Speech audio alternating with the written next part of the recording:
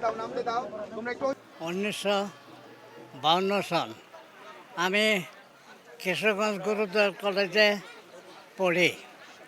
এই সময়ের মধ্যে ঢাকাতে ভাষা নিয়ে আন্দোলন শুরু হয়েছে এবং আমাদের রফিক, সালাম, বরকত তারা পুলিশের গুলিতে নিহত হয়েছে। আমরা কিশোরগঞ্জ মিছিল নিয়ে বাইরেছি। মিছিলে আমরা ছাত্র ছাড়াও বহুত মানুষ সমবেত হয়েছে, আমাদের সাথে চলছে। এমনকি তখনকার সময়ে নেজাম ইসলামের নেতা বাংলা ভাষার আন্দোলন সমর্থন করতো না, তিনিও আমাদের সমর্থন করছেন, সমর্থন করে প্রকাশ্যভাবে বক্তৃতা করছেন।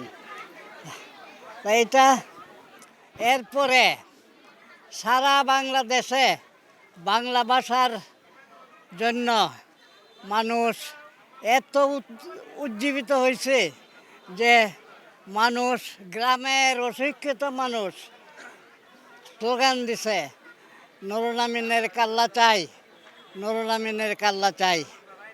আমি কিশোরগঞ্জেই মিছিলে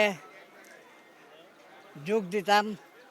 বিরাট মিছিল হইতো। এই যে হাই স্কুলগুলি আছে, Ramananda high school, Azimuddin high school, এই স্কুলে আমরা যাওয়ার সাথে সাথে ছাত্ররা সবাই রয়ে পড়ছে। এত বড় মিছিল আর জীবনেও চোখে দেখে নাই। তা এখন বাংলা ভাষা আমাদের প্রতিষ্ঠিত হয়েছে।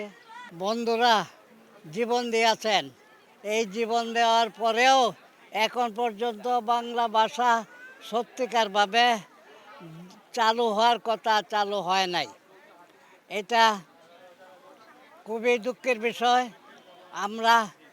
আপনারা যারা যুবক আছেন তাদের কাছে আবেদন করি, বাংলা ভাষা যাতে পরিষ্কারভাবে চালু হয় তার জন্য আপনারা চেষ্টা করবেন, প্রয়োজন বোধে আন্দোলন করবেন। তাহলেই আমাদের জীবন দেওয়ার যে এটা সফল হবে।